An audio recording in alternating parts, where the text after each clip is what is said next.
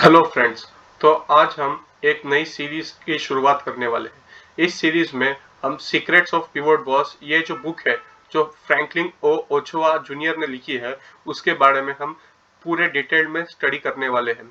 इस सीरीज में मैं बहुत सारे पार्ट्स बनाने वाला हूँ, जिसमें हम अलग अलग चैप्टर्स को और उसमें के जो कंसेप्ट्स है उसको हम डिटेल में सीखने वाले हैं। तो ये बुक के बारे में अगर मैं बताना चाहूँ, तो सबसे पहले ये बहुत ही बेहतरीन बुक है। स्टॉक मार्केट को किस तरीके से या किसी भी फाइनेंशियल मार्केट्स को अप्रोच करने के लिए किस तरीके से हमारा व्यू पॉइंट होना चाहिए, वो समझने के लिए ये बुक बहुत ही अच्छी है। ये बुक अमेरिकन मार्केट के पर्सपेक्टिव में लिखी गई है, लेकिन जैसे कि आप जानते हो, कोई भी मार्केट हो जिसमें ह्यूमन फियर और ग्रीड हाँ बराबर ही होता है, तो जो कंसेप्ट अमेरिकन मार्केट में लागू होते हैं वही कंसेप्ट इंडियन मार्केट में भी लागू होते हैं। तो हम इंडियन मार्केट के पर्सपेक्टिव में भी इस बुक का बहुत ही अच्छी तरीके से इस्तेमाल कर सकते हैं। तो इसमें सबसे पहले आज के वीडियो, ये जो वीडियो रहेगा ये पार्ट 1 रहेगा। इसके बाद में मैं पार्ट 2, पार्ट 3 इस तरीके से वीडियोस लॉन्च करूंगा, और जिसमें हम अलग अलग कंसेप्ट्स को बहुत ही डिटेल्ड में स्टडी करने वाले हैं।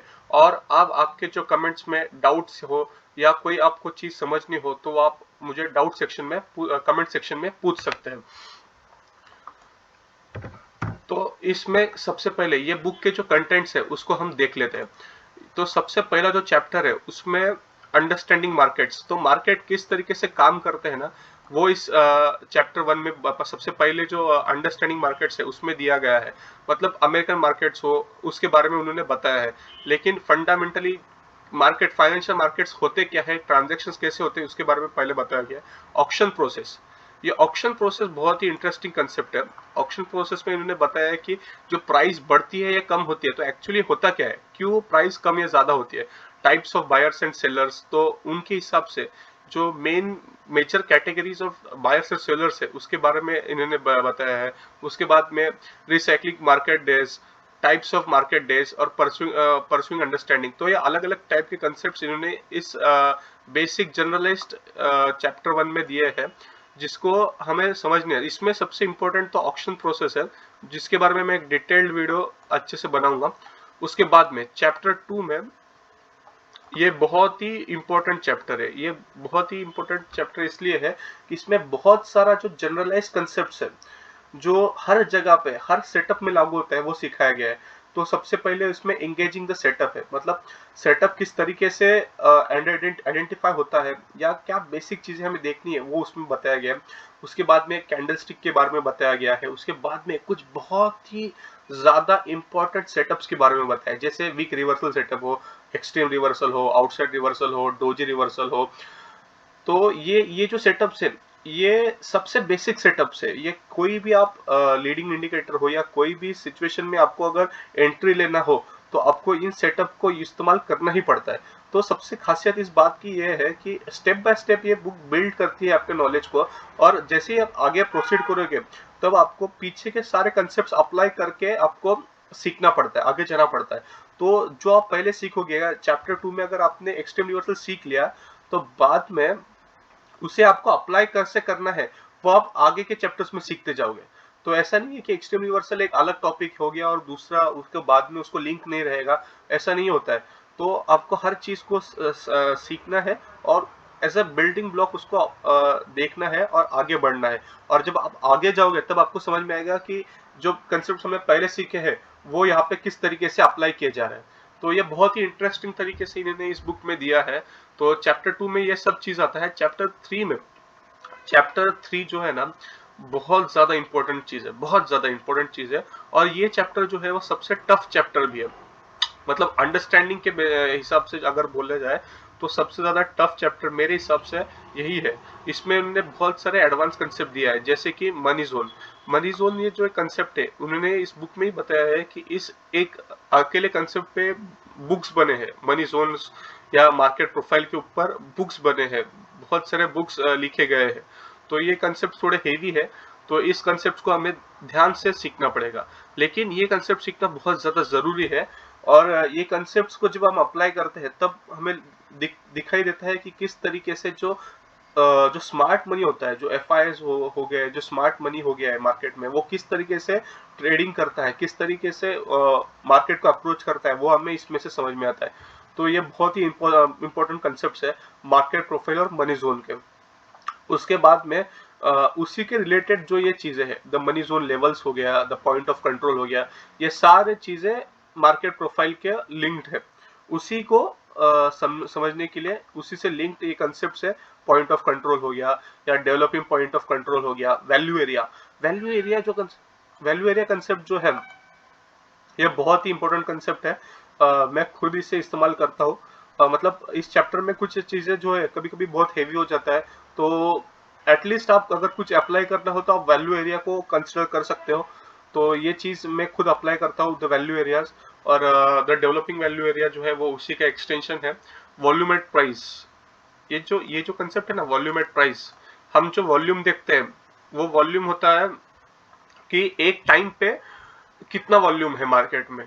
लेकिन एक इंडिकेटर होता है जो वॉल्यूम एट प्राइस होता है, कि एक प्राइस पे कितना वॉल्यूम है। तो ये जो चीज है, सारा जो स्मार्ट मनी है वो हमेशा यही देखता है कि वॉल्यूम एट प्राइस क्या होता है। और अगर आप ट्रेडिंग व्यू में जाके देखो तो वॉल्यूम एट प्राइस जो इंडिकेटर है ना, वो पेड वर्जन में ट्रेडिंग व्यू के जो सब्सक्रिप्शन लेना पड़ता है, तभी जाके आपको ये वॉल्यूम एट प्राइस का इंडिकेटर मिलता है। तो ये बहुत ही ज्यादा इंपॉर्टेंट इंडिकेटर होता है वॉल्यूम एट प्राइस। तो उसके बारे में भी हम देखेंगे। और उसके बाद में एंगेजिंग द मनी जोन, ये सेम जैसे हमने एंगेजिंग द सेटअप था, उसी तरीके से इसे किस तरीके से अप्लाई करना है वो हम देखेंगे। उसके बाद में चैप्टर 4 में आता है कि एडवांस मनी जोन लेवल्स। अब ये एडवांस मनी जोन लेवल्स जो है ना, वो एक आपका बेसिस सेट कर देते हैं। मतलब ये चैप्टर के बाद में अलग अलग चीजों का इंट्रोडक्शन होता है। जैसे अभी फॉर एग्जाम्पल ये चैप्टर 4 में आपको क्या बता रहा हूँ कि इसमें एक सरफेस सेट हो जाता है, एक बेसिस सेट हो जाता है। और उसके ऊपर फिर हम उसको उसके जो कंसेप्ट है हम हर जगह पे अप्लाई करते हैं। जैसे अब इसके बाद में क्या होता है, चैप्टर 5 में फ्लोर पिवट्स आ गया, चैप्टर 6 में सेंट्रल पिवट रेंज आ गया, चैप्टर 7 में कैम्ब्रिल इक्वेशंस आ गया। ये तो ये अलग अलग टाइप के इंडिकेटर्स हैं। तो ये इंडिकेटर्स को अप्लाई करते समय हमेशा ये कंसेप्ट्स आपको लगने वाले हैं। एडवांस मनी जोन कंसेप्ट जो है, मतलब open in relation to value and range. तो वैल्यू और रेंज का रिलेशनशिप क्या है, कि जो ओपनिंग प्राइस है उसका वैल्यू और रेंज से क्या संबंध है। वैल्यू एरिया रिलेशनशिप जो हमने पिछले चैप्टर में सीखा था, वैल्यू एरिया, तो उसका क्या रिलेशनशिप होता है, टू डे रिलेशनशिप क्या होता है। तो उसके बाद में सबसे और एक इंपॉर्टेंट चीज होता है वर्जिन मनी जोन लेवल्स। ये वर्जिन मनी जोन लेवल्स जो है ना, अगर आप ट्रेडिंग करते होंगे तो आपको समझ में आएगा कि ये कितना इंपॉर्टेंट होता है वर्जिन मनी जोन लेवल्स। तो और ये क्या होता है और इसका इंपॉर्टेंस कितना होता है, वो अगर आपने कभी खुद ट्रेडिंग किया होगा तो आपको समझ में आएगा। तो उसके बाद में होता है वॉल्यूम एट प्राइस। ये वॉल्यूम एट प्राइस जो हमने पिछले बार देखा था, इसमें इंट्रोडक्शन था, इसमें आपको ये डिटेल्स में समझ में आता है। उसके बाद में आता है वीपीओसी रिलेशनशिप। वीपीओसी मतलब volume price point of control relationship.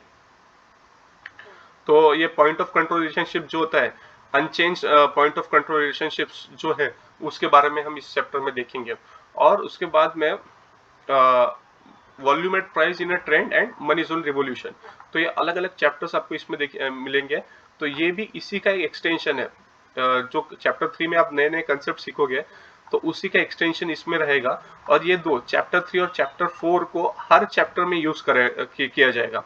मतलब उसी उसी के लेवल्स में, जैसे कि अगर आपने सीखा हो, इसमें वर्जिन मनी जोन लेवल सीखा है, तो हम इस वर्जिन मनी जोन लेवल्स को फ्लोर पिवट्स में भी अप्लाई कैसे कर सकते हैं। मतलब वर्जिन फ्लोर पिवट्स हो गया, वर्जिन सीपीआर हो गया, वर्जिन कैम्ब्रिला इक्वेशंस हो गया। तो इस तरीके से हम इसको अप्रोच करेंगे। तो इस चैप्टर 4 में हम ये सब कुछ सीखेंगे। उसके बाद में चैप्टर 5 में हम फ्लोर पिवट्स के बारे में सीखेंगे। तो फ्लोर पिवट्स क्या होता है, उसके थोड़ा सा हिस्ट्री देखेंगे, उसका जो मैथमेटिकल फॉर्मूलाज होगा वो भी एकदम हल्के से हम टच करेंगे। उसके बाद में उसको अप्लाई कैसे करते हैं, उसके बाद में उसके बारे में कुछ डिटेल में चीजें रहेंगी कि किस तरीके से जैसे कि ये चीज है द डाटा डिबेट। तो एक कंसेप्ट है कि जो फ्लोर पिवोट्स होते हैं या कैम्ब्रेला पिवोट्स होते हैं, वो प्रीवियस डे के close value, open value, high value, low value के रिलेशनशिप में वो पॉइंट्स बनाए जाते हैं। तो लेकिन मार्केट जब क्लोज होता है तो कौन से पॉइंट को हम क्लोज मार्केट, क्योंकि प्री मार्केट भी होता है और पोस्ट मार्केट भी होता है, क्लोजिंग मार्केट भी होता है। तो उस वो जो डिबेट है, डेटा डिबेट, उसके बारे में इस चैप्टर में दिया है। वो हालांकि ज्यादा इंपॉर्टेंट नहीं है, लेकिन फिर भी हम उसको देखेंगे। उसके बाद में the central pivot range, CPR. CPR के बारे में आपने बहुत देखा होगा, इंडियन मार्केट में बहुत सारे लोग सीपीआर को यूज करते हैं। One of the most important chapter रहेगा ये central pivot range. Central pivot range क्या है, वो किस तरीके से हमें अप्लाई करना है, उसमें क्या क्या लॉजिक्स हम यूज करते हैं, उसमें क्या क्या चीजें हम देखते हैं, उसका टू डे रिलेशनशिप मतलब क्या होता है, वर्जिन सीपीआर क्या होता है। उसके बाद में सीपीआर बेस्ड पे हम कैसे एंट्री एग्जिट ले सकते हैं, मैग्नेट ट्रेड क्या होता है। तो बहुत सारा डिटेल में ये सीपीआर के बारे में दिया है और ये बहुत ज्यादा इंपॉर्टेंट है। तो इसके बारे में हम देखेंगे। उसके बाद में चैप्टर 7 में होगा इंट्रोडक्शन टू कैम्ब्रेला इक्वेशंस। कैम्ब्रेला इक्वेशंस जो है ना, ये एक एडवांस कंसेप्ट है। जैसे फ्लोर पिवोट्स है वैसे ही कैम्ब्रेला इक्वेशंस है, लेकिन उनका जो मैथमेटिकल फॉर्मूलाज है वो अलग है। तो उस हिसाब से कैम्ब्रेला इक्वेशंस, जैसे आपने देखा होगा कि स्टैंडर्ड पिवोट्स रहते हैं, फिबोनाची पिवोट्स रहते हैं, तो ये कैम्ब्रेला इक्वेशंस के जो पिवोट्स रहते हैं ये भी फ्लोर पिवोट जैसे होता है, लेकिन ये कैम्ब्रेला इक्वेशंस के बेसिस पे बनाया जाता है। तो उसके बारे में हम देखेंगे। लेकिन अगर आप खुद अगर आपको लगता है कि आप सिर्फ सीपीआर यूज करना चाहते हो, तो आप सीपीआर को ही बेसिस के ऊपर भी ट्रेड कर सकते हो। लेकिन अगर आपको कैम्ब्रेला इक्वेशंस को पूरी तरीके से अप्लाई नहीं करते से उसके कुछ बेसिक इंपॉर्टेंट जो लेवल्स है उसी को आपको कंसिडर करके ट्रेड करना है, तो वो भी बहुत इंपॉर्टेंट रहता है। मैं खुद कुछ अलग तरीके से ट्रेड करता हूँ, तो वो मैं आपके साथ में इस चैप्टर में डिस्कस करूंगा कि मैं किस तरीके से कैम्ब्रेला इक्वेशंस को यूज करता हूँ।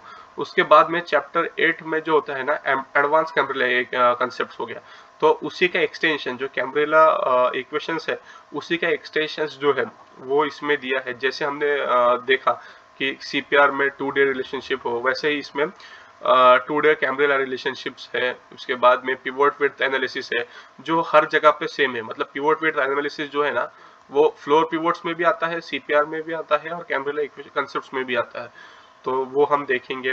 उसके बाद पिवोट ट्रेंड एनालिसिस देखेंगे, ये भी एक जनरल टॉपिक है। तो जो हमने चैप्टर 3 और 4 में हमने जो बेसिक कंसेप्ट सीखे हैं ना, तो उसी को हम अप्लाई करेंगे चैप्टर 5 में, फ्लोर पिवोट्स के लिए, सीपीआर के लिए, कैम्ब्रेला इक्वेशंस के लिए। और उसके तरीफ उस तरीके से हम चैप्टर 8 में एडवांस कैम्ब्रेला कंसेप्ट सीखेंगे। और उसमें जो ऑथर है हमारे फैंग जी, तो वो अपना कुछ इसमें बताते हैं कैम्ब्रेला इक्वेशंस को किस तरीके से करना है, तो हम वो भी देखेंगे। वो किस अप्रोच से कैम्ब्रेला इक्वेशंस को यूज करते हैं वो हम देखेंगे चैप्टर 8 में। उसके बाद में चैप्टर 9 में हम एक अलग ही कंसेप्ट सीखेंगे, higher time frame pivot analysis. ये एक अलग ही अप्रोच है पिवोट्स के लिए। तो वो हम चैप्टर 9 में देखेंगे कि किस तरीके से हम higher time frame pivots analysis कर सकते हैं। मतलब मंथली पिवोट्स हो गया, ईयरली पिवोट्स हो गया। और इसका एक इंटरेस्टिंग एग्जांपल उन्होंने इंट्रोडक्शन में दिया है, जिसके बारे में अभी हम इसी वीडियो में डिस्कस करेंगे।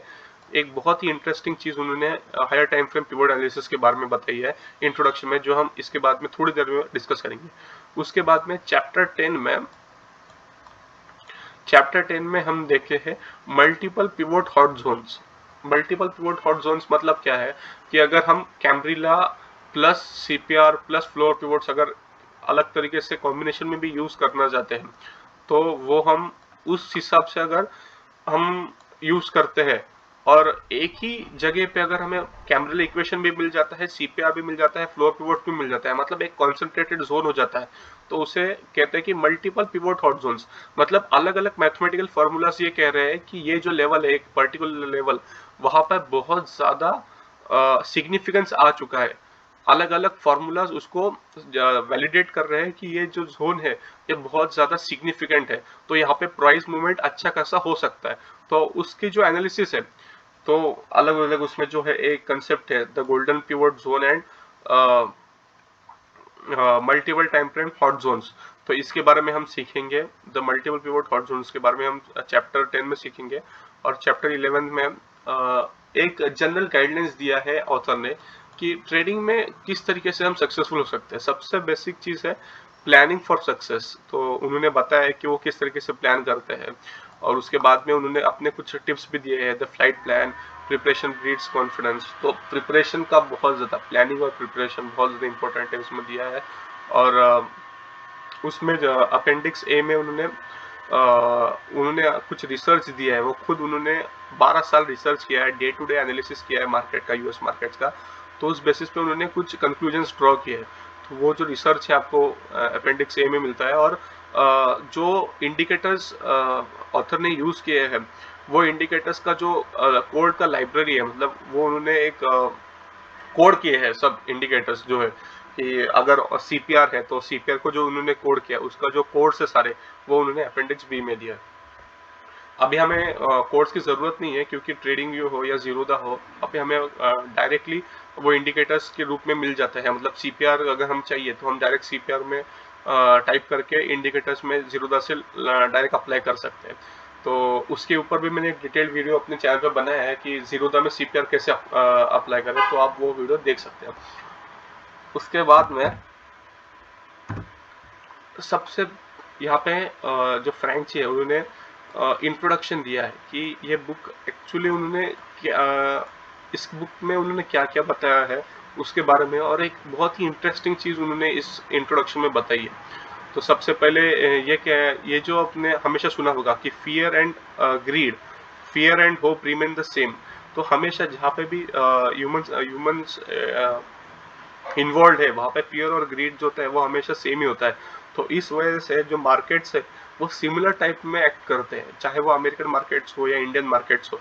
और इसीलिए ये जो बुक्स की कंसेप्ट है, फिर बजाय कि वो सिर्फ अमेरिकन मार्केट्स में ही रिसर्च करी गई है, इस बुक में जो दिया है वो सब अमेरिकन मार्केट पे किया गया है, फिर भी वो कंसेप्ट इंडियन मार्केट पे भी लागू होते हैं। तो वो हम जैसे जैसे आगे बढ़ेंगे उसमें आपको बताऊंगा। तो लेकिन इस इंट्रोडक्शन में एक बहुत ही अनोखी चीज फ्रैंक ओचवा ने बताई है। तो उनने क्या कहा था कि जैसे कि आप सब लोग जानते हैं कि 2008 में बहुत बड़ा रिसेशन आया था अमेरिका में। तो वो रिसेशन आने के पहले ही फ्रैंक ने ये प्रेडिक्ट किया था कि मार्केट बहुत ज्यादा गिरने वाला है। तो ऑन जून 2008 जो डाउ जोन्स इंडस्ट्रियल एवरेज है, जो अमेरिकन मार्केट का एक बहुत बड़ा, जैसे हमारे इधर निफ्टी 50 है वैसे वहां पे डाउ जोन्स है, तो वो 11,000 पे 11,840 पे था। तो उस टाइम पे फ्रैंक ने ये बताया कि मार्केट का जो अगले 6 महीने के बाद में जो टारगेट रहेगा, कुछ टाइम बाद में मार्केट 8,385 तक नीचे गिरेगा। तो बहुत सारे जो ट्रेडर्स थे उन्होंने वो फ्रैंक के इस एनालिसिस को क्रिटिसाइज किया कि आप मार्केट इतने बुल रन में है, मार्केट ऊपर जा रहा है, तो आप एक झूठ का पैनिक क्रिएट करने के लिए इस तरीके के गलत सलत टारगेट्स मार्केट को दे रहे हो और मार्केट में एक पैनिक क्रिएट करने की कोशिश कर। और बाद में तो और एक चीज उन्होंने बताया कि जो डाउ था, मतलब जो डाउ जोन्स इंडस्ट्रियल एवरेज था, वो अक्टूबर 8 2007 में 14,190, मतलब करीब करीब 14,200 तक के हाई तक चला गया था। और तब फ्रैंक ने ये प्रेडिक्शन दिया था कि मार्केट अभी कोलैप्स होने वाला है। और उसके बाद में मार्च 6 2009 में डाउ जो नीचे गिरा 6,470 तक नीचे गिरा, डाउ जोन्स था जो था वो 6,470 तक नीचे गिरा मार्च 6 2009 में। तो जो प्रिडिक्शन फ्रैंक ने बताया था कि डाउ एक बहुत ही एक बियरिश ट्रेंड में है और वो बहुत ज्यादा नीचे गिरने वाला है, जबकि मार्केट तब बुल रन में था, मार्केट ऊपर जा रहा था। और अलग अलग ट्रेडर्स ने, अलग अलग ट्रेडर कम्युनिटीज के लोगों ने उनको क्रिटिसाइज किया था अपने इस प्रेडिक्शन के लिए। लेकिन बाद में उनका प्रेडिक्शन सही आता है और डाउ जोन्स जो है बहुत नीचे गिरता है। करेक्शन जो होता है वो 45% तक का करेक्शन उसमें देखने को मिलता है। तो तो उसके बाद में फ्रैंक कहते हैं कि ये मैं कैसे क्या फोरकास्ट कर पाया। तो उसके जिस बेसिस पे मैंने ये फोरकास्ट किया, वो सारे टेक्निक्स मैंने इस बुक में दिए हैं। तो अब आप समझ सकते हो कि ये कितना इम्पोर्टेंट है कि हम इस बुक में के जो टेक्निक्स है वो समझे, क्योंकि उस बेसिस के ऊपर उन्हें फोरकास्ट किया था कि डाउ जोन्स नीचे गिरने वाला है, एक बेयरिश ट्रेंड में आ चुका है। और वैसे ही हुआ जैसे उन्होंने प्रेडिक्ट किया था। तो ये चीज हमने इंट्रोडक्शन में ही बताई है। तो ये पढ़ने के बाद में कि उन्होंने जो बेयरिश ट्रेंड है वो एकदम एक्यूरेटली प्रेडिक्ट किया, उस ये पढ़ने के बाद में तो हमें इसके बारे में, इस बुक में जो कंसेप्ट दिए हैं ना, वो वैलिडेट कर जाते हैं कि इनके जो कंसेप्ट है वो बहुत ज्यादा एक्यूरेटली काम करते हैं।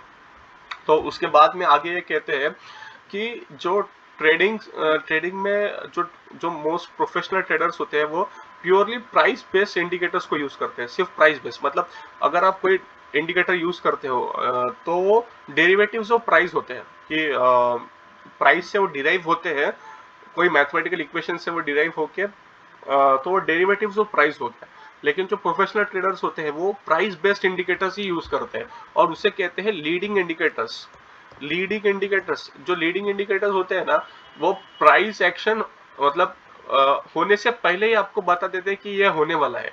मतलब आज ही हम बताते हैं कि कल ये होने वाला है, तो उसे कहते हैं लीडिंग इंडिकेटर्स। और लैगिंग इंडिकेटर्स जो होते हैं, जो जो चीज हो चुकी है उसे बताते हैं कि ये चीज हो चुकी है, तो उसे कहते हैं लैगिंग इंडिकेटर्स। इसके बारे में आने वाले चैप्टर्स में डिटेल में दिया है कि लीडिंग इंडिकेटर्स क्या होता है, लैगिंग इंडिकेटर्स क्या होता है।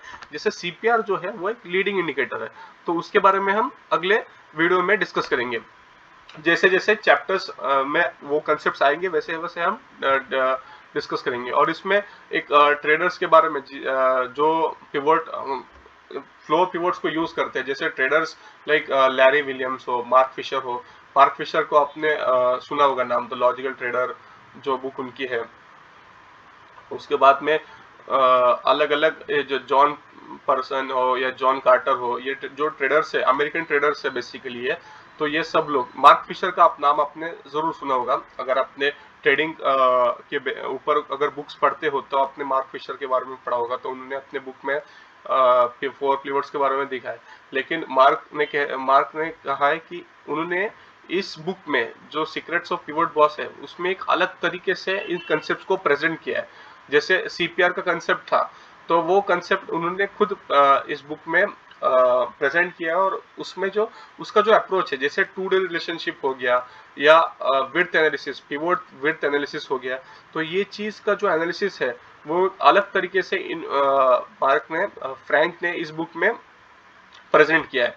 तो इस बुक में हम वो देखेंगे कि किस तरीके से फ्रैंक ओचवा खुद अपने ट्रेडिंग में ये सारे इंडिकेटर्स हो गए, सीपीआर हो गया, फ्लोर पिवोट हो गया, उसको इस्तेमाल करते हैं और क्या अलग तरीके से वो करते हैं। जैसे कि यहाँ पे उन्होंने बताया, truly unique approach to playing this amazing levels for profit, concept like today pivot relationship, मतलब जो पहले मैंने बताया टू डे पिवोट रिलेशनशिप हो गया, पिवोट विड्थ फोरकास्टिंग हो गया, पिवोट ट्रेंड एनालिसिस हो गया, and multiple pivot hot zones हो गया। तो ये चार कंसेप्ट जो है, today relationship, width analysis, trend analysis और मल्टीपल पिवोट हॉट जोन्स, तो ये चार चीज जो है ये यूनिकली उन्होंने इस बुक में प्रेजेंट किया है कि ये कैसे उसको हम अप्लाई करके प्रॉफिट कमा सकते हैं मार्केट में।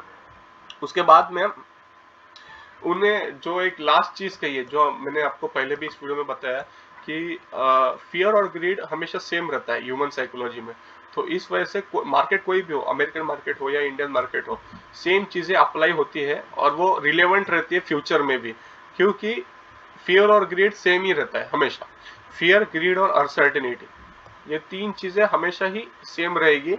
और इसी वजह से कोई भी फाइनेंशियल मार्केट्स को आप ट्रेड करोगे तो आप सिमिलर टाइप के अप्रोचेस को लागू कर सकते हो।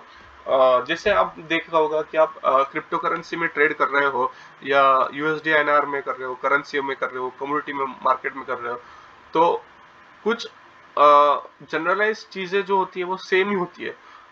हाँ, अगर वॉल्यूम्स कम ज्यादा हो, अगर लिक्विडिटी ना हो, तो चीजें जो नॉर्मल कंसेप्ट है वो अप्लाई नहीं होते। लेकिन अगर वॉल्यूम सही हो और लिक्विडिटी हो किसी भी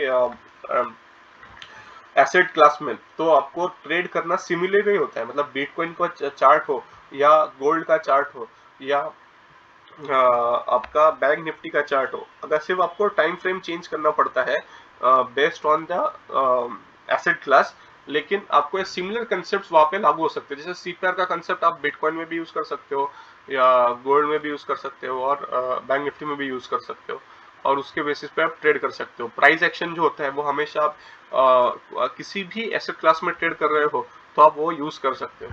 तो ये था इस बुक का इंट्रोडक्शन।